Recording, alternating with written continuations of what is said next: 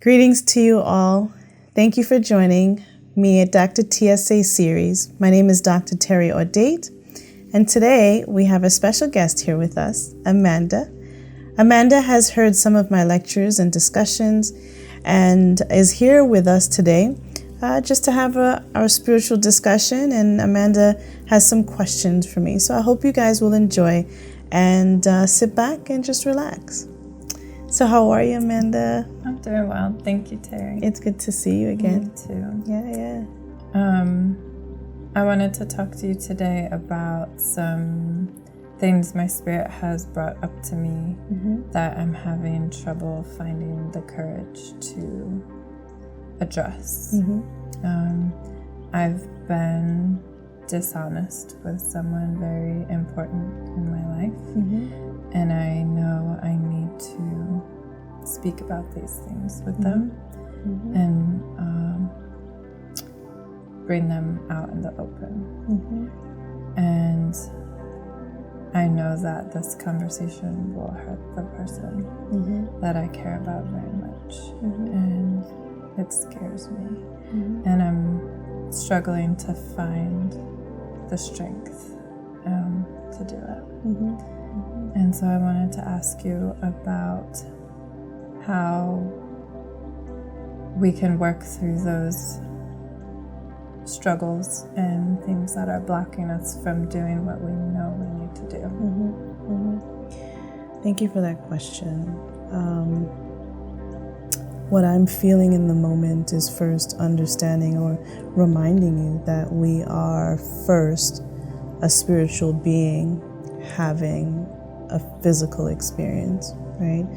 And when we are met with these feelings, I often remind myself that I need to ask my essence, why am I feeling this way?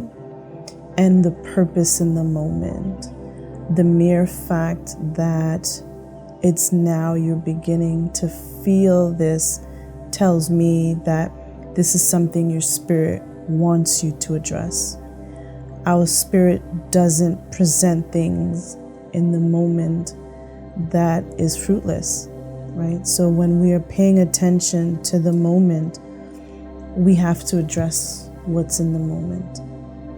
With the understanding first that you're a spiritual being having a physical experience, you know that this journey is all about lessons, right? And as difficult as this moment is, or as difficult as the situation is, you want to look at what is your highest and best good, and why do you feel Spirit is bringing it to you in the moment. You said that you felt like have kept some things or have been dishonest from someone that's very close to you. And you know as a spiritual being that we are not able to grow and be used by our spirit to the highest if we're not honest with ourselves. And so on this journey and putting that in perspective, whatever it is that you have to share with yourself. Tell yourself that whatever was done wasn't done in a space where you are operating in your highest and best good, and that you were at a place that was compromised. And so with that understanding and feeling that, this awakening or this awareness that you have now is in the essence of wanting to be better, is in the essence of wanting to expand your consciousness and to grow within your core and to meet more and become more of your higher self. In order to do that, we have to basically debunk everything that is not of our higher self, that is not of us. And so understanding that whatever it is, it doesn't, whatever those whatever it was that happened, those experiences doesn't define you, doesn't describe who you are as a human being, as a human essence, as your core. It's a place where you were. It was a time in which you were, but it doesn't describe your essence, your true sense of self. And so when you can separate that and know that that was a dark time for you, and now you're in a different space and can recognize that dark time in order to be closer and honest with your core and build that relationship with your essence, you want to be able to debunk and just get rid of everything that doesn't support your highest and best good. And so in sharing this with your close friend,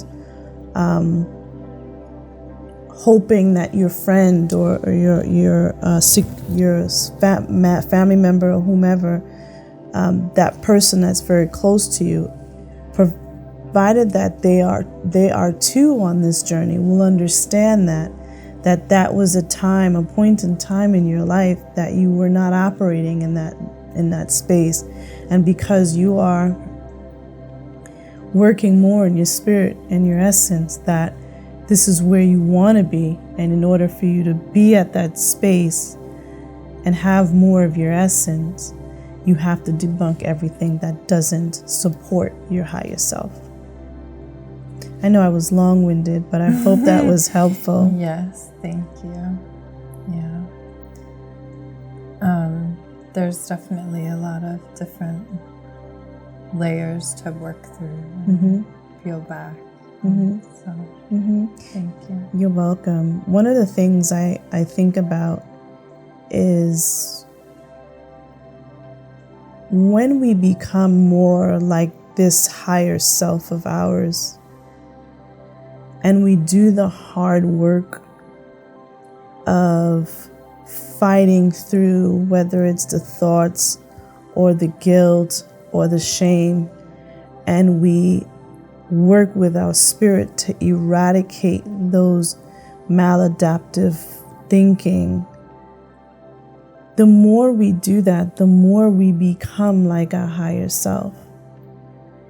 And the less tempting it is to resort back to such things, because we experience more of what it feels like to be one with our higher self. And the more we gravitate to that space, the less tempting it is to fall back into lesser ways of living or lesser ways of being, because that space that we're in when we are at peace with self is just so much more rewarding. Yeah. So once we can break those chains, it makes it easier to stop falling back in the pattern. Yeah, breaking those chains is really saying that those chains doesn't really have a hold on us anymore. It no longer keeps us hostage. It no longer forces us to keep us quiet or covered up. We are no longer a victim to or a slave to those chains. And so when we break those chains, we've liberated that ourselves, our true sense of self, from that false identification of self. And therefore we are moving into a direction that would allow us to discover more and more of who we are. Thank you. You're welcome. I hope that was helpful. Yes, definitely.